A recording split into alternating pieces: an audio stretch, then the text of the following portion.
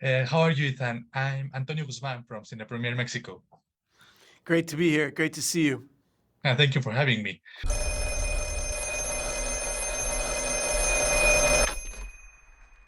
Hello? Don't hang up. Who are you? Throughout your career, you've always considered yourself as a lawyer for every character you play, right? But was it different in The Black Phone, considering how evil and twisted the grabber is? I'm so glad you asked that question because this was the first time in my life where I'm like, no, I can't be this guy's lawyer. Nobody wants to be this guy's lawyer. This is a losing case. This guy has no lawyer. It's just a evil incarnate, you know? Yeah. I decided pretty early that I didn't care about his point of view, that he was a broken soul, that there was no logic behind him, that he was just out of his mind, like a computer that somebody put a pickaxe through the middle of. So, when you played Jesse in the Before trilogy, I understand it was like breaking a metaphorical mask to merge yourself, your own persona, with the character.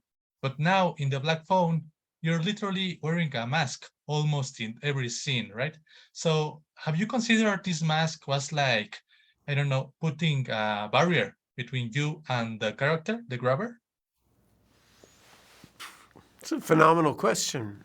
It reminds me of a Bob Dylan quote that when somebody wears a mask, you know they're telling you the truth. And when they're not wearing a mask, you know they're lying. And meaning that all of us have a mask. The only people that are telling the truth are ones that are actually wearing a mask, right?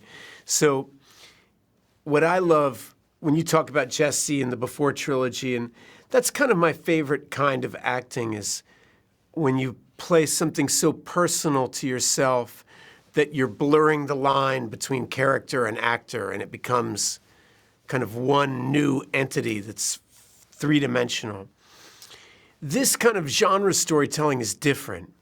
In a way, I loved having a mask because even if I didn't have a mask, I would have to create a mask of this villain, right? I'd have to create one with my face.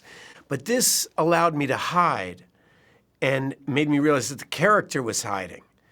So the character is both hiding and trying to reveal him. He both wants to be seen and is terrified of being seen, you know? And also, well, in 2022, we saw you play the bad guy in the Black Phone and in the Moon Knight TV series. And you said months ago that there might be a lot more villains in your filmography from now on. So does that mean that we might see you soon in a role, I don't know, so explosively and insanely evil, like the role of Jack Nicholson in The Shining, for example? Hey, if I were to meet the new Stanley Kubrick, I don't know. My brain doesn't think like that. I try to work with the most talented people I can at every given moment. And I don't think I would have played the grabber if it wasn't for Scott Derrickson. I know I wouldn't have. I trust Scott and I admire him. And now that this door is open of playing villains, I might do more of it. I know that what my heart longs to do is to play people I really relate to and have some insight into.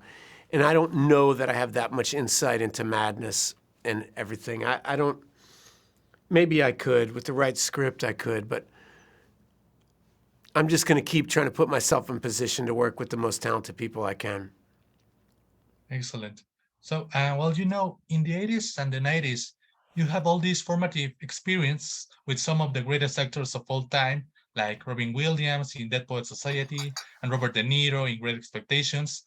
And now you're becoming the mentor and the model for new talented young actors like your co-stars Mason Thames and Marilyn Monroe. So, how you feel about it?